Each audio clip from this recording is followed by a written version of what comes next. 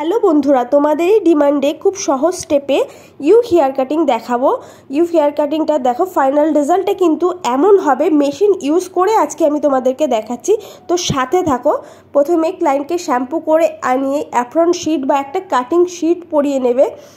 তারপরে ভালো করে জট ছাড়িয়ে নেবে চুলে।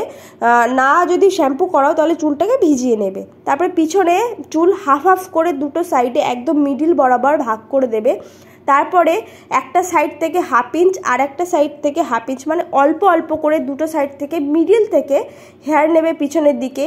এই হেয়ারটা কিন্তু আমাদের কাটিংয়ের প্রথম স্টেপ, আর এটাই কিন্তু মেন গাইডলাইন হবে। তো ক্লায়েন্টকে জিজ্ঞেস করে নেবে কতটা সে কাটিং করবে, তারপরে উপর থেকে খুব ভালো করে আঁচড়িয়ে সেই লেন্থ অনুযায়ী কাটিং হবে। আমি যতটা নিচে ড্যামেজ হয়েছে ততটাই কাটিং করব। প্রথমে দেখো 0 ডিগ্রিতে হাত লক করে, তারপর নিজের সুবিধার্থে হাতটা একটু ওপরের দিকে তুলবে, কিন্তু হাতটা কিন্তু শক্ত করে লক করে দেবে। তারপর দেখো আমি কেটে দিচ্ছি সমানভাবে একদম। তাহলে এই পর্যন্ত তোমরা বুঝতে পারলে। এরপর এই হেয়ার দুটো ভাগে অল্প অল্প করে সমানভাবে ভাগ করে দুটো সাইডে দিয়ে দেবো।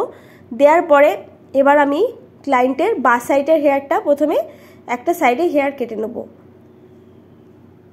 তারপর গাইডলাইনের হেয়ারের সাথে বাঁ সাইডের সমস্ত হেয়ার 0 ডিগ্রিতে আনার পরে দেখো গাইডলাইন দেখতে পেয়েছি, হাত লক করে ওই যে এক্সট্রা হেয়ারগুলো শুধুমাত্র ওই এক্সট্রা হেয়ার কাটিং করে দেবো। এটা কিন্তু স্ট্রেট কাটিং, এটা খুবই সহজ, তোমরা আগেও দেখেছো, তবুও বলছি কারণ এই স্টেপটা করে নিলে খুব সহজ হবে কাটিংটা।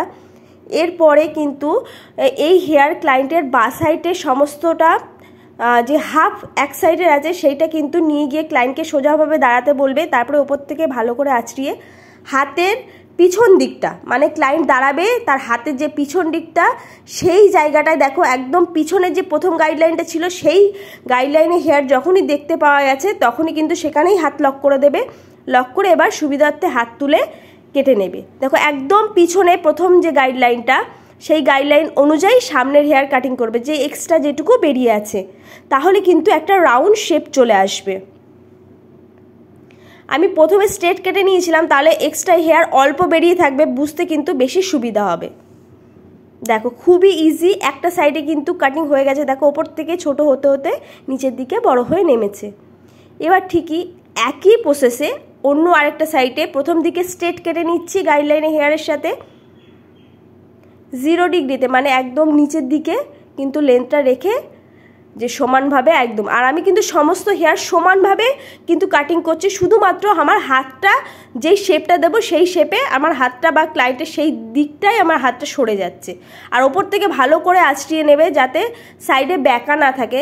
তারপরে কাটিং শিট বা অ্যাপ্রন যদি একটু ফুলে বা নড়ে যাচ্ছে হাওয়ায়, তো ক্লায়েন্টকে বলবে একটু ধরে রাখতে, যাতে তোমার ক্লায়েন্টের হাতটা বুঝতে সুবিধা হয়, তাহলে কিন্তু কাটিংটা বেশি পারফেক্ট হবে।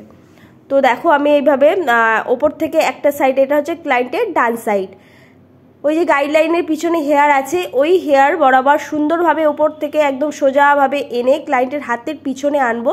আমার হাতটা কিন্তু সাইডে কিন্তু সোজাই আছে, তোমরা সোজাই রাখবে। দেখো পিছনের দিকে হেয়ার দেখো একদম ছোট, সামনের দিকে বড়, যে সামনের দিকে এক্সট্রা বড় হেয়ার সেই হেয়ারগুলো কিন্তু পিছন দিকের হেয়ারের গাইডলাইনের অনুযায়ী কাটিং করে নেব।